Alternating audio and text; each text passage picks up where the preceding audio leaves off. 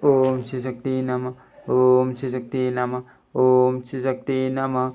अध्याय माता का शशि कला को समझाना। शशि कला का अपने निश्चय पर ढूंढ रहना। सुदर्शन तथा अन्य राजाओं का स्वयंवर में आगमन। युधाजित द्वारा सुदर्शन को मार डालने की बात कहने पर केरल नरेश का उन्हें समझाना। व्यास बोले, पति के ऐसा कहने पर रानी ने सुंदर मुस्कान वाली उस कन्या को अपनी गोद में बैठाकर उसे आश्वासन दे करके यह मधुर वचन कहा, हे सुदति, आप मुझसे ऐसी अप्रिय एवं निष्प्रयोजन बात क्यों कर रही है। हे सुदति, इस कथन से आपके पिता बहुत दुखित हो रहे हैं। ये सुदर्शन बड़ा ही अभागा, राज्य स्यूत आश्रयहीन और सेना तथा कोष से वीन है। बांधवों ने उसका परित्याग कर दिया है। वह अपनी माता के साथ वन में रहकर फल मूल खाता है और अत्यंत दुर्बल है। इसीलिए वह मंदभाग्य एवं वनवासी बालक सर्वथा आपके योग्य वर नहीं है। हे पुत्री, आपके योग्य अनेक राजकुमार यहाँ उपस्थित हैं, जो बुद्धिमान, रूपवान, सामान्य और राजसीनों से अलंकृत हैं। इसी सुदर्शन का एक कांतिमान, रूप संपन्न तथा सभी शुभ लक्षणों से युक्त भाई भी हैं, जो इस समय कौशल देश में राज्य करता है।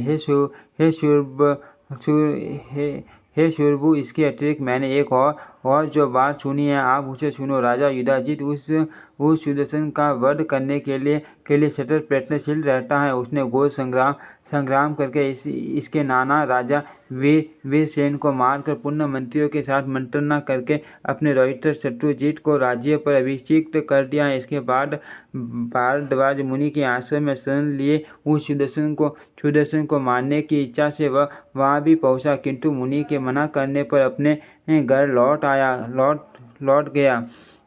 शशि कला बोली, हे माता, मुझे तो वह वनवासी राजकुमारी अत्यंत अभीष्ट हैं। पूर्व काल में शरयाती की आज्ञा से ही उनकी पतिव्रता पुत्री सुकन्या स्वयं मुनि के पास जाकर उनकी सेवा में तत्पर हो गई थी। उसी प्रकार मैं पति सेवा करूँगी। पति की सेवा शुश्रूषा स्त्रियों के लिए सेवक तथा मोक्ष प्रदान करने वाली होती है। अपने पति के लिए कपट रहित व्यवहार स्त्रियों के लिए निश्चित रूप से सुखदायक होता है। स्वयं भगवती उस सर्वश्रेष्ठ वर का वर्ण करने के लिए मुझे स्वप्न में आज्ञा दे चुकी है। तो उनको छोड़कर मैं किसी अन्य राजकुमार का वर्ण कैसे करूं?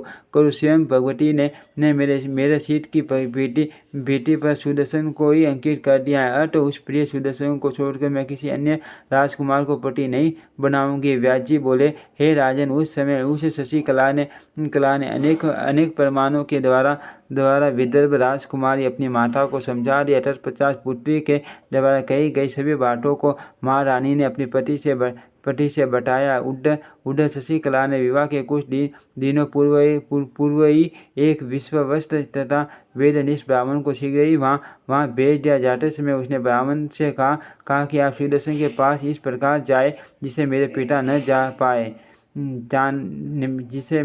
न जान पाए।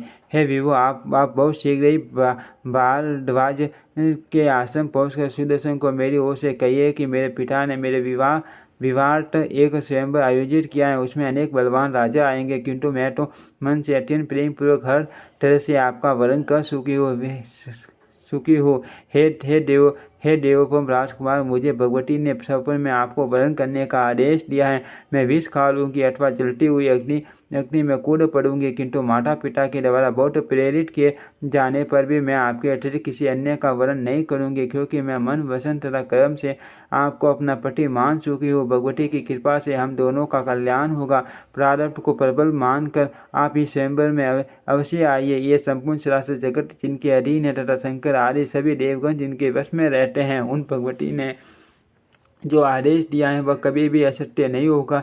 हे ब्राह्मण, आप उस राजकुमार से ये सब एकांत में बताइए। हे निष्पाप, आप वही कीजिएगा जिससे मेरा काम बन जाए। ऐसा कहकर और दक्षिणा देकर शशि कला ने उस ब्राह्मण को भेज दिया। वह ब्राह्मण सुदर्शन से सारी बातें कहकर शीघ्र ही वापस आ गया। उन बातों को जानकर राजकुमार सुदर्शन ने स्वयंवर में जाने का निश्चय कर लिया। उन भारद्वाज मुनि ने भी भी उसे आदर पूर्वक भेज दिया। व्याजी बोले, तब अत्यधिक दुख से व्याकुल, कांपती हुई तथा भयभीत मनोरमा गमन के लिए तत्पर अपने पुत्र सुदर्शन से आंखों में आंसू भरकर बोली, पुत्र, आप इस समय राजाओं के उस समाज में कहाँ जा रहे हो? आप अकेले हो और आपके शत्रुता रखने वाले राजा युधाजित आपको मारने की इच्छा से उस स्वयंवर में अवश्य आएगा। फिर आप क्या सोचकर वहाँ जा रहे हो? आपका कोई सहायक भी नहीं है, इसीलिए हे पुत्र, वहाँ मत जाओ। आप ही मेरे एकमात्र पुत्र हो और मैं अति दीन हूँ तथा मुझ आश्रयहीन के लिए आप ही एकमात्र आधार हो। हे महाभाग, इस समय आप मुझे निराश मत करो। जिसने मेरे पिता का वध कर दिया वह राजा युधाजित भी वहाँ आएगा और वहाँ आपको अकेले गए हुए को मार डालेगा। सुदर्शन बोला, होनी तो होकर रहती है, इस विषय में संदेह नहीं करना चाहिए। हे कल्याणी, जगत जननी के आदेश से मैं आज स्वयंवर में जा रहा हूँ। हे वरान्य, आप सत्रानी हो, अतः इस विषय में चिंता मत करो। भगवती की सदा अपने ऊपर कृपा रहने के कारण मैं किसी से भी भयभीत नहीं होता। व्यास बोले, ऐसा कहकर रथ पर आरूढ़ होकर स्वयंवर में जाने के लिए उठे पुत्र सुदर्शन को देखकर मनोरमा ने इन आशीर्वादों से उनका अनुमोदन किया। भगवती अंबिका आगे से, पार्वती पीछे से, पार्वती दोनों पार्श्व भाग में तथा शिवा सर्वथा आपकी रक्षा करे। विषम मार्ग में वाराही, किसी भी प्रकार के दुर्गम स्थानों में दुर्गा और भयानक संग्राम में परमेश्वरी कालिका आपकी रक्षा करे। उस मंडप में देवी मातंगी, स्वयंवर में भगवती सौम्या तथा भवबंधन से मुक्त करने वाली भवानी राजाओं के बीच में आपकी रक्षा करे। इसी प्रकार पर्वतीय दुर्गम स्थानों में गिरिजा, सौराओं पर देवी चामुंडा तथा वनों में सनातनी कामगा देवी आपकी रक्षा करे। हे रघुदव विवाद में भगवती वैष्णवी आपकी रक्षा करे। हे सौम्य, शत्रुओं के साथ युद्ध में भैरवी आपकी रक्षा करे। जगत को धारण करने वाली सच्चिदानंद स्वरूपिणी महामाया भुवनेश्वरी सभी स्थानों पर सर्वदा आपकी रक्षा करे। व्यास बोले, ऐसा कहकर भय से व्याकुल तथा कांपती हुई उसकी माता मनोरमा ने उससे कहा, मैं भी आपके साथ अवश्य चलूंगी। हे पुत्र, मैं आपके बिना आधे क्षण भी यहाँ नहीं रह सकती, अतः आपकी जान जाने की इच्छा है, वही मुझे भी अपने साथ ले चलो। तब ऐसा कहकर अपनी राशि को साथ लेकर माता मनोरमा चल पड़ी। ब्राह्मण से आशीर्वाद प्राप्त करके वे सभी प्रसन्नतापूर्वक चल पड़े। इसके बाद वह रघुवंशी सुदर्शन एक रथ पर आरूढ़ होकर वाराणसी पहुंचा। राजा सुबाहु को उसके आने की जानकारी होने पर उन्होंने आदर सम्मान आदि के द्वारा उसका सत्कार किया। उन लोगों के निवास के लिए भवन तथा अन्न जल आदि की व्यवस्था कर दी तथा उनकी सेवा शुश्रूषा हेतु से सेवकों को भी नियुक्त कर दिया। इसके बाद वहाँ अनेक देशों के राजा महाराज एकत्र हुए। वहाँ अपने नाती को साथ लेकर युधाजित भी आया। कुरुषाधिपति मध्य देश के महाराज वीर सिंधुराज, युद्ध कुशल महिष्मति नरेश, पंचालपति पर्वतीय राजा कामरूप, देश के अति पराक्रमी महाराज कर्नाटक नरेश, चोल राज और महाबली विदर्भ नरेश वहाँ आए थे। उन राजाओं की कुल मिलाकर 63 अश्वानी सेना थी। वहाँ सर्वत्र विस्तृत उन सैनिकों से वह वाराणसी नगरी पूरी तरह से घिर गई। इनके अतिरिक्त अन्य बहुत से राजा भी स्वयंवर देखने की इच्छा से बड़े बड़े हाथियों पर आरूढ़ होकर उस स्वयंवर में सम्मिलित हुए। उस समय सभी राजकुमार आपस में मिलकर कहने लगे कि राजकुमार सुदर्शन भी निश्चित होकर यहाँ आया है। वह महाबुद्धिमान सूर्यवंशी सुदर्शन अपनी माता के साथ इस समय अकेला ही रथ पर चढ़कर विवाह के लिए यहाँ पहुँचा है। सैन्य शक्ति से संपन्न तथा शस्त्र से सुसज्जित इन राजकुमारों को छोड़कर क्या वह राजकुमारी बड़ी भुजाओं वाले सुदर्शन को वरण करेगी? इसके बाद राजा युधाजित ने उन नरेशों से कहा, राजकुमारी को प्राप्त करने के लिए मैं इसे मार डालूंगा, इसमें कोई संशय नहीं है।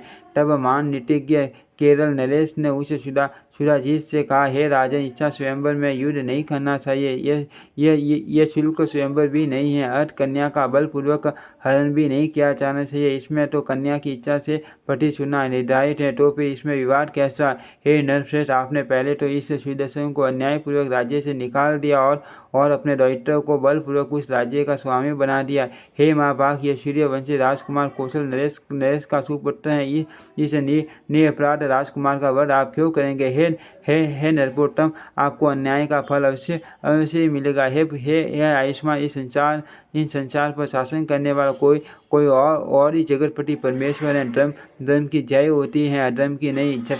सत्य की जय होती है, असत्य की नहीं। अतः हे राजेंद्र, आप अन्याय न कीजिए और इस प्रकार के पाप में विशाल का छोटा परित्याग कर दीजिए। आपका डॉक्टर यहाँ आया ही है, वह भी अत्यंत रूपवान और राज्य तथा लक्ष्मी से संपन्न है। तब भला कन्या उसका वरण क्यों नहीं करेगी? अन्य एक से बढ़कर एक बलवान राजकुमार आए हैं। इस स्वयंवर में कन्या शशि कला किसी भी कुमार को अपनी इच्छा से सुन लेगी। हे राजागण, आप ही लोग बताइए कि इस प्रकार के विवाह में विवादी क्या? विवेकवान पुरुष को इस विषय में परस्पर विरोध भाव नहीं रखना चाहिए। इति श्रीमद्देवी भागवते महापुराणे अष्टादशशास्त्रायां संहितायां तृतीय स्कन्धे राजसंवाद वर्णनं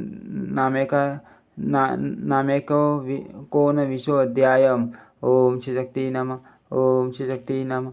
ओम श्री शक्ति नमः।